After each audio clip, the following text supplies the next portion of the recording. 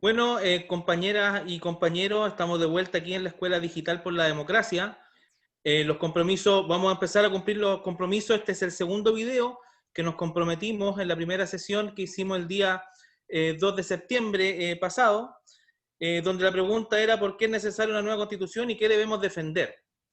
En esta pregunta, dentro de todas las preguntas que ustedes mismos fueron haciendo, lo que se dio mucho fue el tema que vamos a tocar ahora y como Secretaría decidimos profundizar este tema para esta semana que no tenemos sesión, que es el tema de qué temas tienen que quedar en la Constitución o qué tenemos que hacer y qué defender en esta Constitución en cuanto a nuestros pueblos originarios. Para eso tenemos de invitado al compañero Domingo Namuncura, ¿cierto? Exdirector nacional de la CONADI, un militante histórico y actual vicepresidente también del Partido por la Democracia. Te damos la bienvenida y los agradecimientos, Domingo, por estar con nosotros y todos los compañeras y compañeros que nos están viendo.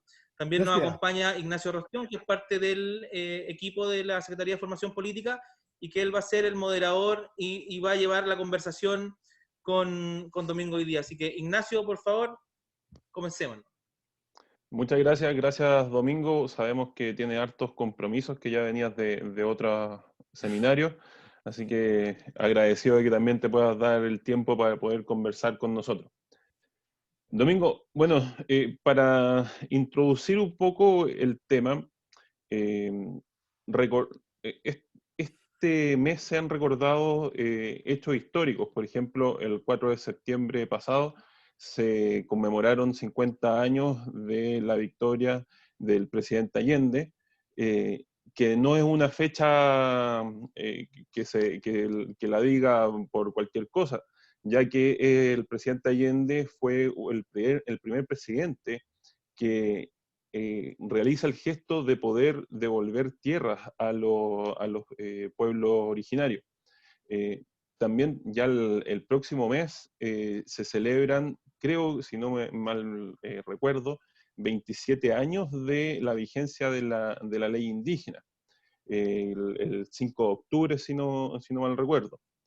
En este contexto, Chile también ha suscrito varios tratados internacionales que tratan sobre la materia, como también se han conformado distintas instituciones para poder supervigilar y apoyar todo el entramado que se ha tratado de estructurar para poder de alguna forma pagar esta deuda que tiene el Estado con los pueblos originarios. Pero nos damos cuenta que esto no ha sido suficiente y parece que el plebiscito va a ser el momento exacto, el momento cúlmine y el momento histórico donde por fin vamos a poder cumplir con estas peticiones que la ley no ha podido darle una salida correcta, o las instituciones no le han podido dar una salida correcta. Es por eso que una de las primeras preguntas es, bueno, ¿qué le falta a nuestras leyes? ¿Qué le falta a nuestra institucionalidad para poder dar una respuesta correcta, para poder y después pasar a una mirada constitucional? ¿Qué entonces, si es que nuestras leyes, nuestra institucionalidad no han dado abasto, qué es donde tenemos que enfocar el esfuerzo constitucional y la discusión constitucional para así poder cumplir con esto? Domingo. Bueno, primero muchas gracias por la oportunidad de compartir con ustedes, de poder también dar cuenta de estas inquietudes que se han planteado en la escuela. Y para aprovechar bien el tiempo y ser bien precisos, yo diría que en general lo que hay es que en la relación del Estado con el pueblo chileno y con los pueblos indígenas en particular, hay tres tipos de problemas que siempre están presentes. Uno es la voluntad política para realizar los cambios y las reformas que son indispensables a objeto de asegurar los derechos esenciales de las personas. Voluntad política significa la capacidad de los órganos institucionales, de gobierno, del Estado, del Parlamento, etcétera, Poder Judicial, gobiernos locales, de poder consensuar efectivamente cuáles son ese tipo de reformas y cómo llevarlas a cabo. Y ahí tenemos una primera problema que marca fuertemente el descontento social cuando las respuestas no son construidas a tiempo. Y llevamos en esto mucho tiempo. Lo segundo son las acciones de los núcleos que toman decisiones en la trama de un país. Es decir, la forma como estas decisiones que afectan la vida de las personas finalmente no son suficientemente consensuadas, no son conversadas con la sociedad, no son consultadas con los distintos estamentos que componen nuestra sociedad para que puedan dar una opinión. Y también proponer ideas que implique que esas ideas puedan estar grabadas en las políticas públicas, en las propuestas políticas legislativas, etc. Y tercero, está el entramado institucional, las leyes, las normas, los decretos, los reglamentos, que son los que facilitan o dificultan el avance de ciertas propuestas de desarrollo o de reforma. Y Chile, a lo largo de estos casi ya 30 y tantos años de democracia, ha tenido mucho de aquello, un entrampamiento sistemático que deriva de una constitución que ya tiene 40 años de historia, que fue pensada en un régimen autoritario, ideada bajo condiciones de dictadura y que instaló muchos candados. Entonces, el paso que hoy día tenemos por delante al aprobar una nueva constitución significa que podemos abrir esos candados y entrar a conversar como país el tipo de sociedad que queremos, que efectivamente permita resolver gran parte de los problemas acumulados. Y en este caminar, los pueblos indígenas van de la mano con el pueblo chileno, porque si en 40 años de constitución la situación social, política, económica del país se ha vuelto compleja para los chilenos en general, para los pueblos indígenas eso es mucho más delicado y mucho más profundo. Hay deudas muchísimo más profundas que fueron reconocidas por el Estado en el informe de la Comisión Nacional de Verdad y Nuevo Trato del año 2004, cuyas recomendaciones no fueron cumplidas por el Estado. Por lo tanto, el descontento que la sociedad chilena expresa en el marco del estallido social, después de muchos años, también tiene una sintonía con el descontento de los pueblos indígenas. Por lo tanto, el desafío de generar una nueva constitución es de primera y máxima prioridad para encaminar una senda diferente de construir consensos en torno a ideas que sean beneficiosas para las reformas que la estructura institucional, jurídica y política del país requiere. Esto es lo que yo podría aportar rápidamente en esta primera inquietud que está planteada. Gracias, Domingo. Mire, ahí de inmediato me surgen otras preguntas. Eh, por ejemplo, perfecto, estamos en esta instancia de diálogo histórica, obviamente, pero la pregunta acá es, y usted lo ha dicho en otros seminarios, le costó creo que más de 18 años, dijo una vez, instaurar la necesidad de tener que discutir sobre el concepto de plurinacionalidad de los pueblos originarios. Una pregunta, plurinacionalidad e interculturalidad. ¿Esos son conceptos que tienen que quedar plasmados en la Constitución? ¿Esa es la pelea de fondo que se tiene que dar al momento de discutir esto? Y si es que es así, eh, a mí me cae la duda o la inquietud de saber estratégicamente, por ejemplo, en qué título de la Constitución tiene que esto quedar plasmado. Por ejemplo, en las bases de la institucionalidad. Esto debe ser considerado como derechos fundamentales, a ejemplo de, por ejemplo, de ponerlo, por ejemplo, en el artículo 19 de la actual Constitución, de lo que podría pasar más adelante, o tratarlo de otra forma. ¿Qué es lo que pasa, por ejemplo, con la ADI, el Área de Desarrollo Indígena? ¿Esto también tiene que estar en la Constitución? ¿O esos son peleas que ya ganado, por ejemplo, la pelea de la plurinacionalidad, eso se puede dar en la ley? Son varias preguntas que surgen de esos conceptos. Yo soy partidario de una constitución que sea breve y no un mamotreto de 400 páginas, 600 páginas, en donde se pretenda poner todo y absolutamente todo y tan detallado que ninguna coma se pierda en el camino. Yo creo que eso más bien dificulta que facilita las cosas. Entiendo que las constituciones modernas son bastante más precisas. Si uno mira las constituciones europeas o de esas naciones desarrolladas, son textos bien concretos, bien contundentes, pero breves. Las constituciones latinoamericanas, probablemente por la influencia del derecho castellano antiguo y moderno, acá todo tiene que quedar escrito, ¿no? Y por lo tanto, y mientras más escrito sea, como que es mejor. Ahí ve tú las escrituras, por ejemplo, y se le agregan las letras chicas, en fin. Bueno, pero supongamos que a lo mejor no va a ser así, pero lo ideal es que sea una constitución nueva, bastante concisa, pero muy precisa, valga la relación. Y por lo tanto, hay que atender el hecho de que la parte dogmática de la Constitución, lo que se llama los fundamentos esenciales, sí contenga todos los elementos que son reconocidos desde el punto de vista de la esencia de los derechos sociales, políticos, económicos de un país. Y que en la parte que se llama orgánica, o lo que es la descripción de estos derechos constitucionales a los cuales todos los chilenos y chilenas nos tenemos que adscribir, refleje fundamentalmente también a nivel de principios orgánicos el por qué y para qué necesitamos que esos derechos estén representados.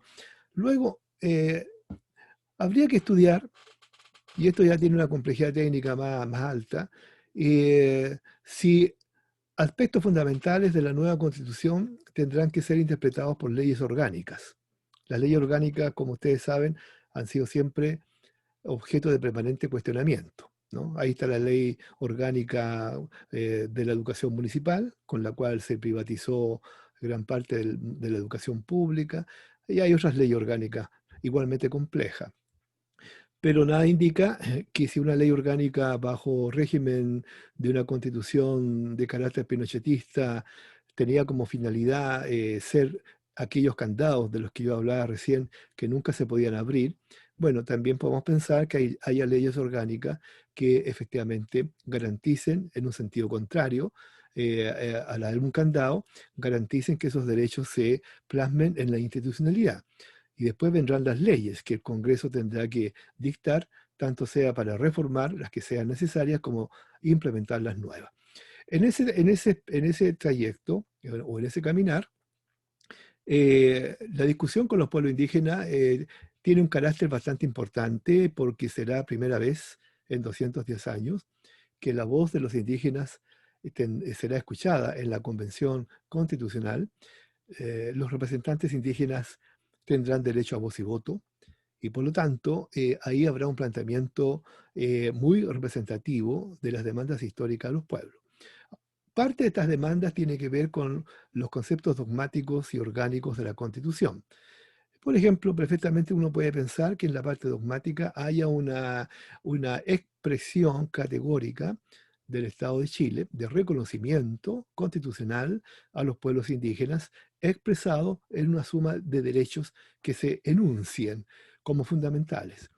Y que en la parte orgánica, mediante la instalación de un capítulo especial de los pueblos indígenas, se establezca la traducción de esos principios orgánicos en relación con los derechos políticos, económicos, jurídicos, culturales, sociales de los pueblos indígenas, en los términos generales que ya están reflejados en parte en la ley indígena 19.253 y también en el convenio 169 de la OIT. Al menos varios pensamos que la nueva constitución en materia de pueblos indígenas no puede ser menos que el convenio 169. Por lo tanto, ya tenemos ahí un marco de referencia. Y tercero, en cuanto a lo que es la interculturalidad y la plurinacionalidad, hay personas que con mucha validez se inquietan por estos conceptos, porque obviamente nunca habían estado en el debate público a nivel nacional e incluso en el debate político. Pero hay que decir algo, Chile siempre ha sido plurinacional, nunca ha sido lo que la historia conservadora nos ha vendido por más de 120, 150 años. Chile nació siendo una sociedad plurinacional, porque cuando el Estado Nacional se constituye y se forma en el territorio, ya habitaban el territorio nacional otras naciones, los pueblos indígenas. Y se produjo obviamente una fórmula en que el Estado Nacional se instala en el territorio, en principio con una cierta base de acuerdo con los pueblos indígenas y en particular con el pueblo mapuche. Recordemos el Tratado de Tapigüe de 1825. Chile se independizó en 1810 y en 1825 se firmó un tratado político entre el Estado Nacional y el pueblo mapuche. O sea, estamos diciendo que ya había una percepción de que el pueblo mapuche constituía un sentido de nación con el cual había que parlamentar y dialogar. Bueno, eso después fue desconocido por los siguientes gobiernos nacionales a través de la ofensiva territorial y finalmente la Guerra del Pacífico en 1866. Pero en general, Chile siempre ha sido plurinacional. Lo que pasa es que nunca se ha reconocido como tal. Los chilenos nunca se han querido entenderse a sí mismos como nación pluricultural. Los chilenos fueron educados bajo un concepto colonialista, bajo una cultura occidental cristiana, bajo una sola religión, bajo un solo concepto de Estado y de gobierno, que después se exageró al nivel de que Chile se consideró un país, digamos, tan culto y tan desarrollado que incluso podía mirar de menos a sus vecinos, ¿no?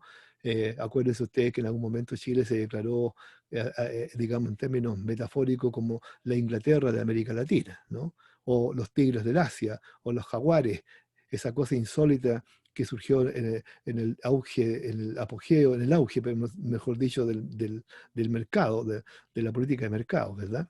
Y por tanto muchos chilenos se creyeron ese cuento de que somos los ingleses de América, que somos los jaguares del mundo, ¿verdad? Y entonces todo lo que no fuera consonante con aquello era excluido, marginado, invisibilizado, discriminado. Y ahí están los pueblos indígenas. Entonces, hoy día hay un redescubrimiento de las bases plurales de la nación chilena. Y por lo tanto, debería ser normal que el nuevo Estado nacional que emerja de la nueva Constitución se reconozca como Estado plurinacional.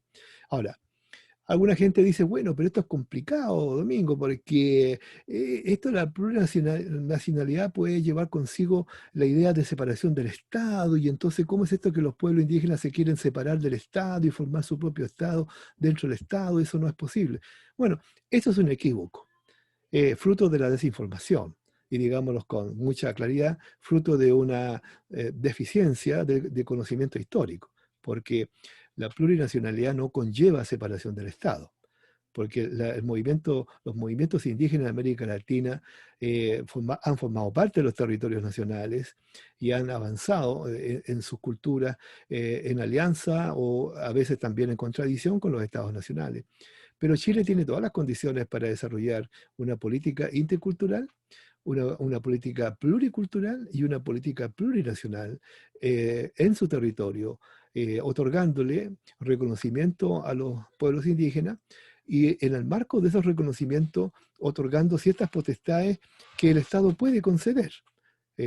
Por ejemplo, nadie discute que el Estado puede conceder licencias mineras a grandes corporaciones nacionales o extranjeras. Nadie lo discute porque todo el mundo dice, pero está bien que así sea, ¿verdad? Pero si se trata de concederle potestad o competencias administrativas mediante estatutos autonómicos de gestión propia de los pueblos indígenas, todo el mundo, o aparentemente un sector del mundo chileno, se escandaliza. Dice, no, pero ¿cómo es posible? Entonces, aquí tenemos que conversar como país que a los pueblos indígenas, a los cuales se les despojó de tierras, en virtud de la pacificación de la Araucanía, se afectó su patrimonio ancestral. El Estado ya reconoció en el informe de verdad y nuevo trato del año 2004 que se tiene que establecer una justicia reparativa. Eso significa que hay que reparar aquello que fue despojado. Y eso significa un compromiso político del Estado con la sociedad chilena y los pueblos indígenas de cómo se va a avanzar en eso, ¿no? Y por supuesto eso significa que los indígenas tienen que recuperar parte de sus territorios ancestrales y poder administrarlos de manera autónoma mediante un acuerdo político con el Estado para que esa administración también sea favorable para el desarrollo nacional. Si alguien se pregunta y dice, bueno, pero ¿dónde ha ocurrido esa maravilla? Bueno, en Nueva Zelanda, en la relación del Estado con el pueblo maorí, después de 100 años de conflicto y tensiones, finalmente el Estado estableció un compromiso político plurinacional con el pueblo maorí, y ahí ve usted hoy día los neozelandeses están orgullosos de su relación con los maorí. Canadá hizo lo mismo con los pueblos inuit. Estados Unidos, con la Confederación de Pueblos Indígenas Cheyenne. Lo hizo también Nicaragua con las comunidades costeras indígenas, lo ha hecho Colombia, en fin, bueno, Ecuador sin duda, Bolivia no cabe la menor duda, Perú también ha establecido acuerdos políticos territoriales con los pueblos indígenas. ¿Por qué no Chile? Entonces, el punto será discutir estos temas en la Convención Constitucional y también discutirlo con el país. Y como hay conciencia de que los pueblos indígenas deben recuperar parte de sus derechos ancestrales fundamentales, entonces, obviamente que nosotros, particularmente el PPD también, estamos por esa tarea de incorporar la interculturalidad y la plurinacionalidad en la nueva Constitución. Ahora, eso va a pasar, por supuesto, por un debate muy profundo en la Convención Constitucional. Pero ahí van a estar los pueblos indígenas representados por primera vez para discutir y conversar cara a cara con todos los convencionales y con el país sobre la importancia de esta definición. Y yo estoy seguro que eso lo podemos hacer también con sello chileno, ¿no? Porque alguna gente dice, pero mire, el Estado plurinacional de Bolivia, mire los tremendos problemas que tienen, o el Estado plurinacional del Ecuador, etcétera. Sí, pero todos los estados tienen problemas. La pregunta es cómo se resuelven esos problemas bajo un sistema democrático. Bueno, Chile eso lo va a poder encarar también con una particularidad propia. Nosotros no tenemos que copiar a nadie.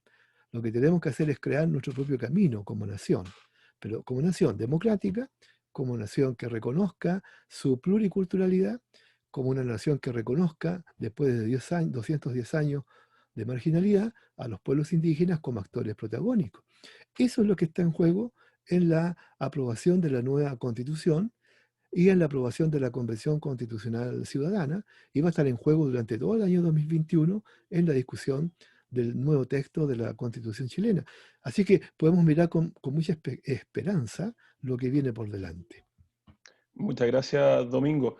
Mira, por honor al tiempo, nos quedaron bastantes preguntas que hacer. Muchos nos preguntaban también por los escaños reservados. A mí me quedaron otras preguntas aquí todavía pendientes sobre otros temas derechamente de materia constitucional.